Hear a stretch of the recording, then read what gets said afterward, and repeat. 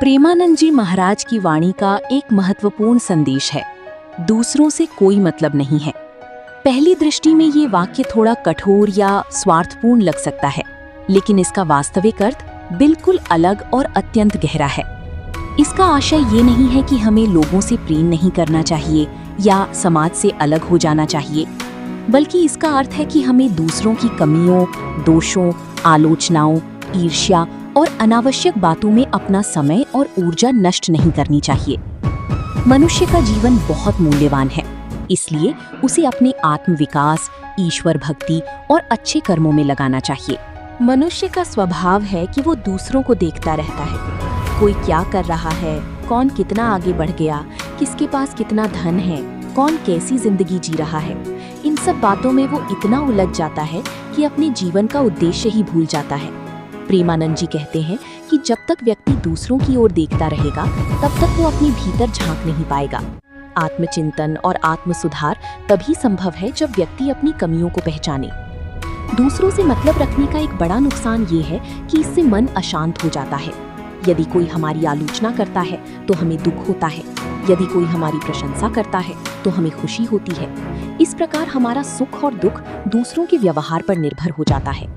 प्रेमानंद जी की शिक्षा है कि व्यक्ति को अपने मन का स्वामी बनना चाहिए, दूसरों की बातों का गुलाम नहीं। जब हम दूसरों की राय से ऊपर उठते हैं, तभी वास्तविक शांति प्राप्त होती है।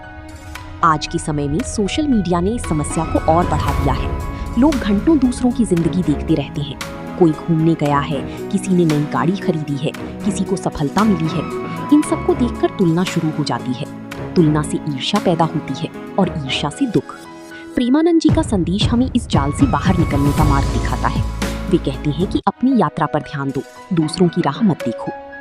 इस शिक्षा का एक और महत्वपूर्ण पक्ष है कि हमें दूसरों के दोष देखने की आदत छोड़नी चाहिए। अक्सर हम अपने दोषों को भूल जाते हैं और दूसरों की गलतियों पर चर्चा करते रहते हैं। इससे न तो हमारा कोई लाभ होता है और न ही सामने वाले का। यदि हम अपनी ऊर्जा स्वयं को बेहतर बनाने में लगाएं, तो जीवन में वास्तविक परिवर्तन आ सकता है। संसार में हर व्यक्ति अपूर्ण है। यदि हम केवल दोष ही देखते रहेंगे तो किसी से प्रेम नहीं कर पाएंगे। प्रेमानंद जी ये भी बताते हैं कि जब व्यक्ति भगवान की भक्ति में लग जाता है, तब उसका ध्यान स्वतः ही दूसरों से हट जाता है। भक्त का मन भगवान के नाम, रूप और लीला में रम जाता है। उसे ये चिंता नहीं रहती कि कौन क्या कह रहा है। उसका लक्ष्य केवल ईश्वर की कृपा प्राप्त करना होता है। यही कारण है कि संत महात्मा दूसरों की निंदा और प्रशंसा दोनों से समान रहते हैं। दूसरों से कोई मतलब नहीं है का अर्थ ये भी है कि हमें दूसरों के जीवन को नियंत्रित करने की कोशिश नहीं करनी चाहिए। हर व्यक्ति अपने कर्मों का फल भोगता है। हम केवल सलाह दे सकते हैं, लेकिन किसी को बदलने का अधिकार हमारे पास नहीं है। जब हम ये समझ जाते हैं तो हमारे संबंधों में भी शांति आ जाती है। हम अनावश्यक अपेक्षाओं से मुक्त हो जाते हैं। परिवार और समाज में रहते हुए भी इस शिक्षा का पालन किया जा सकता है। इसका मतलब जिम्मेदारियों से भागना नहीं है। माता पिता, भाई बहन, पति पत्नी, मित्र और समाज के प्रति अपने कर्तव्य निभाना आवश्यक है, लेकिन उनके व्यवहार से अत्यधिक प्रभावित होकर